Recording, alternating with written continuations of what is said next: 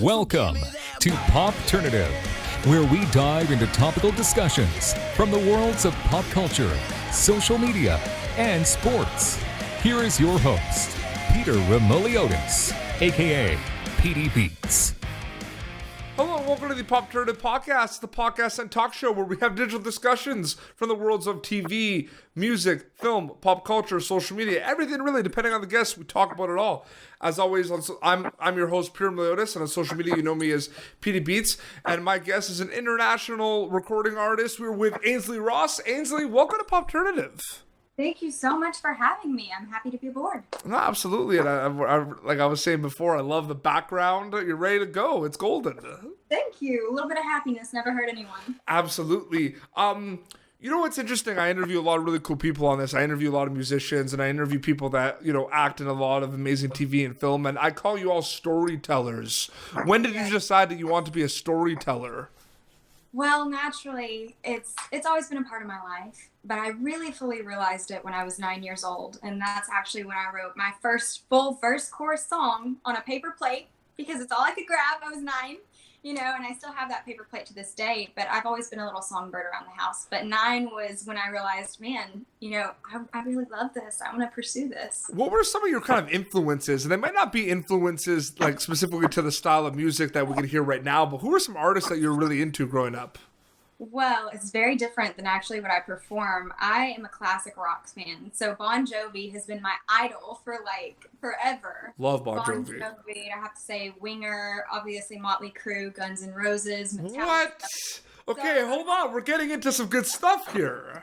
Yes. I'm a rock guy too. I got the name PD Beats because I used to play drums and everything. Okay. I see you. So do you got some? What about like some Skid Row, some Rat? Oh, you know. Yes, Skid Row. I'm talking about Queensrÿche, however you want to say. White Lion. Remember White Lion? Yes. Oh, of course, White Snake. Yeah, White Snake. Yeah, White Snake. White Lion, Cinderella. You mentioned Winger, Tesla. Oh, Tesla Love Song is what I want to walk down the aisle to when I get married. Oh, man. I'm like, we want to talk about your music, but like you bring that up so early in the interview. How can we go on? I know. It's this art of storytelling. I feel like that they always embodied through their music, and they wrote anthem songs. And that's something that I try to carry over in my writing, is making it an anthem, and it means something. Did you go to a lot of shows growing up? Like, have you seen some of these artists live? I haven't seen all of them. I have this concert I'm supposed to see in August. Who knows if it will happen or not, but it's actually Motley Crue, Poison, Joan Jett in the Blackhearts, and all of them, and Def Leppard performing in one. And I'm like, this has been the concert I've been dying to see my whole life. Okay. So. I've been like, I hate myself for loving you. Yes, I want to walk, but I run back to you, because I hate myself for loving you. So good. So much amazing music. Okay, so focus. We're gonna talk about your music though. We'll get back to that. We'll talk about yours. Here's a segment I do with a lot of artists that come on my show. It's called Name 3 for PD Beats. And this is basically, I want you to name 3 songs of yours, and they're different categories, okay? So first off, I want you to name me an Ainsley Ross song that is upbeat, a little bit more up-tempo than other songs, or one that will be a bit more kind of happy compared to others, you know what I mean? Then 2, I want you to tell me a song that is the most meaningful to you. I'm sure a lot of songs are very important to you, but if there's one on the top of your head that sticks out that has to do with a really tough time or a really good time, something like that. And then 3, I want to know the trendy song, so this might be a song that hasn't come out yet, a song that recently came out yet that we can listen to on Spotify. So upbeat, happy, meaningful, trendy. Go. Got it. Upbeat, happy, I would have to say Vroom. That is a song that came out back a long time ago, right when I started recording. I'm actually going to try to relay those vocals, so stay tuned for that coming back out. It's really just has a sick bass. It's fun to jam out to in the car. It's a rap song.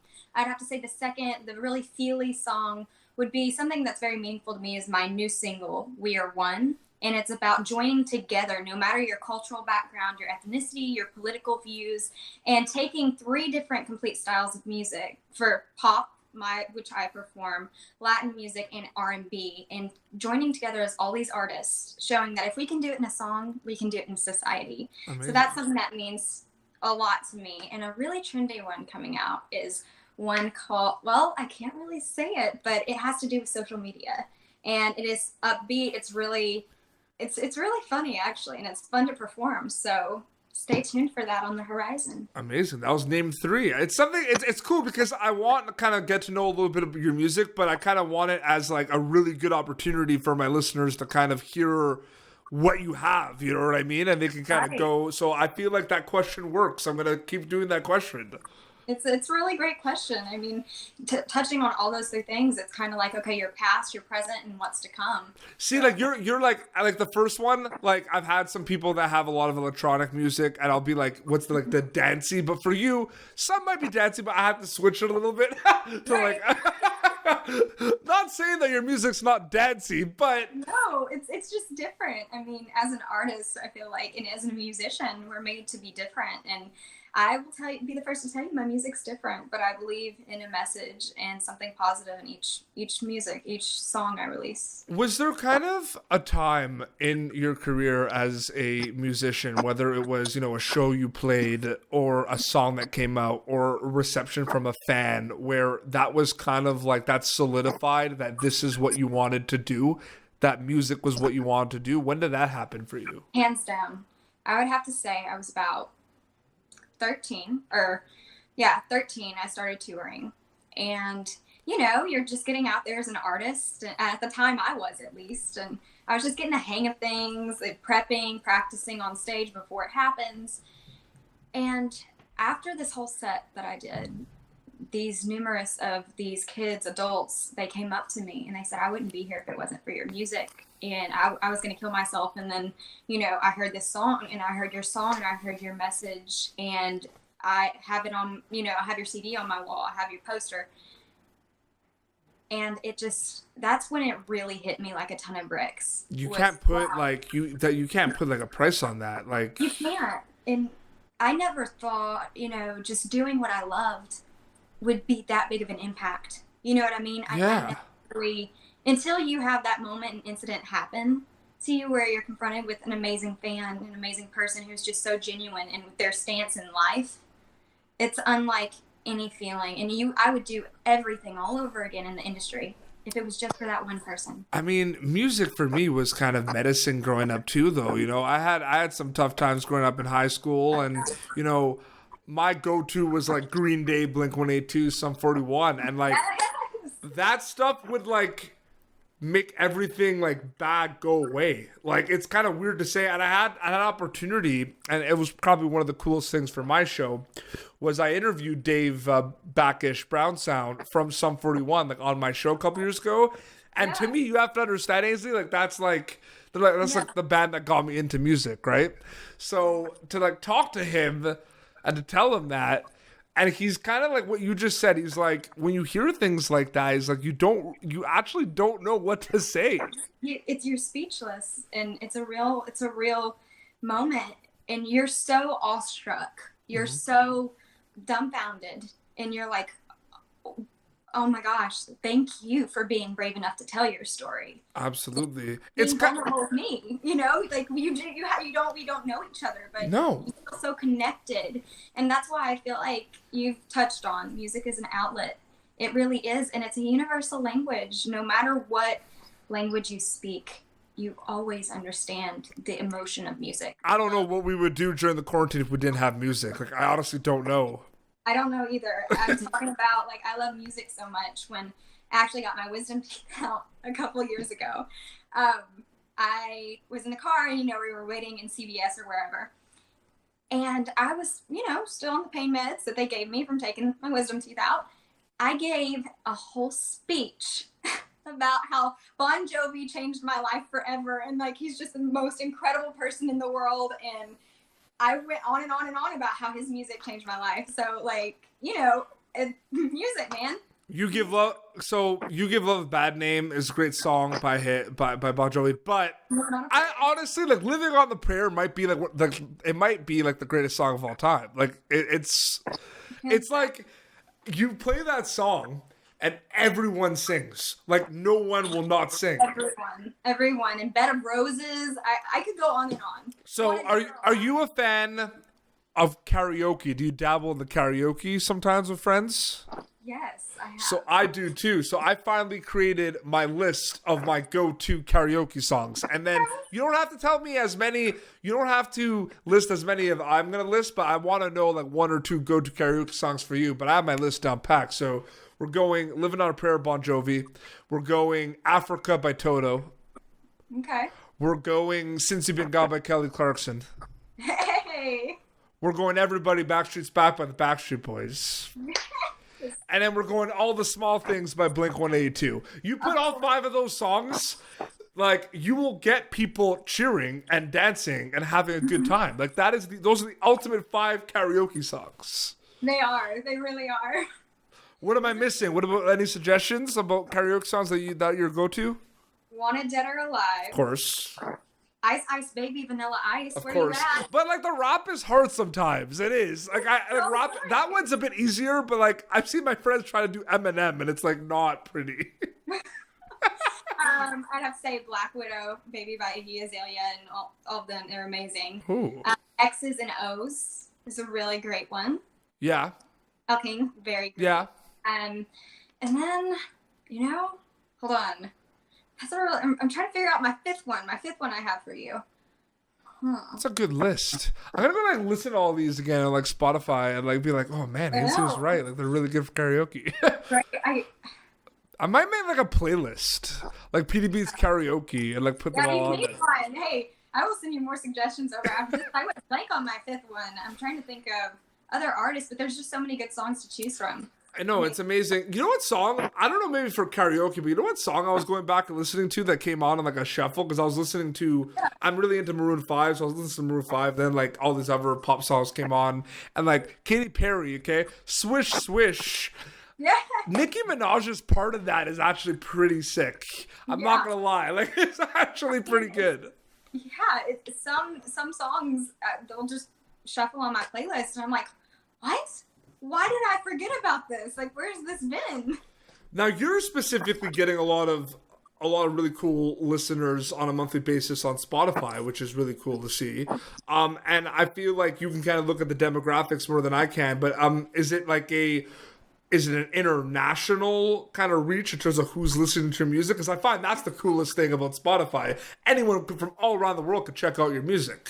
Yes, sorry about that. Oh, no problem. Of course. So it's international. It's split and divided evenly, and it's really cool that you can see those demographics and you can see the insights and who's listening from where. And absolutely, as an artist, there is never a better feeling. It feels so good that people cherish that and they really like that and they enjoy that from all parts of the world. So yeah, it's not just one area. It's multiple.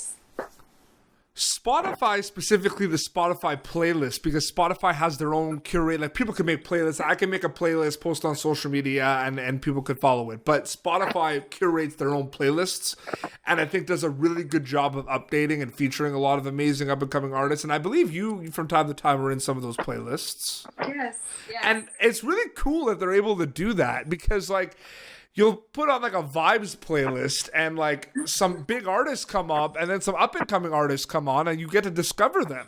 Yeah, I really enjoy how, they really layered it. And that says so much because you want to share your music with the world. You want it to be heard. But even more so, it's kind of that funny feeling. Like if a friend has, their playlist on shuffle on Spotify, you're hearing all those cool artists, like you said, and then they're like, oh my God, dude, that's you.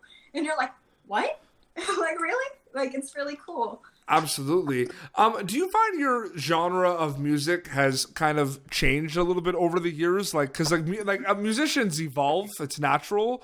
But have you noticed has there been kind of a little bit of a change, or has it been kind of steady in terms of like the style of stuff that you've been pumping out? Yeah, I mean, there always as an artist, there's going to be an evolution, whether that's in your voice or stylistically. I know for me, my voice is very different than when I first started out, like very different. And when I listen back to my old songs, I'm like, whoa, that childlike sound was there, you know? Puberty happened, all of that happened. And then now my voice has developed more of a husky tone. It's developed more of a soulful kind of grit to it. Mm-hmm. So I'm also learning how to adapt as an artist, you know, and of course, genre and songwriting, and you grow. Amazing. No, you know, have to. Yeah, as an artist, that's what we're supposed to do. If we remain stagnant in, you know, what we've been doing forever or the same place, it doesn't mean it's bad, but, you know, there's always room for growth. Some music fans, though, especially like the metal genre, are very like they want the same thing. So I find it funny. I talk to some artists that they're obviously like, they make some changes, but they kind of try to keep it similar album after album for their fans. You know what I mean? Because like it will depend.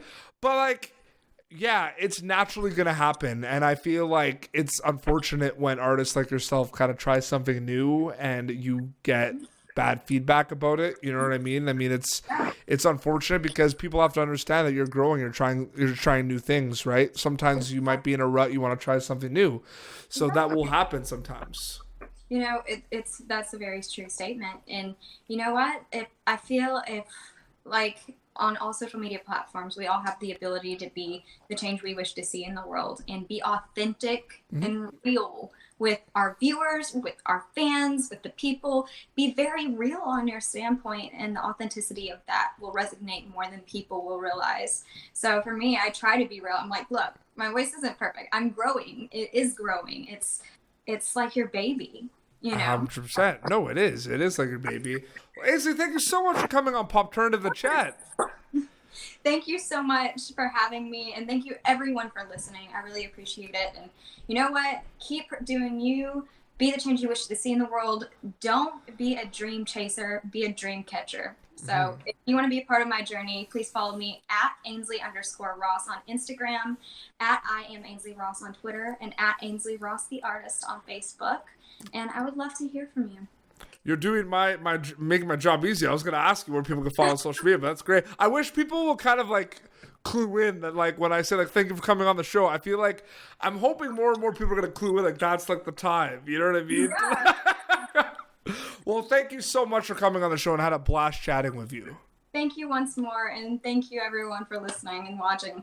Absolutely. Well, this has been Popternative, youtube.com/Popternative for previous episodes. Be sure to check out all of Ainsley Ross's amazing music. We will put the links in the description when this episode is out. And until next time, this is Ainsley Ross and PD Beats signing off. Thank you for tuning in to Popternative. Make sure to check out our past episodes of Popternative on YouTube. Be sure to like Popternative on Facebook and follow us on Twitter. This has been an Autograph Communications production.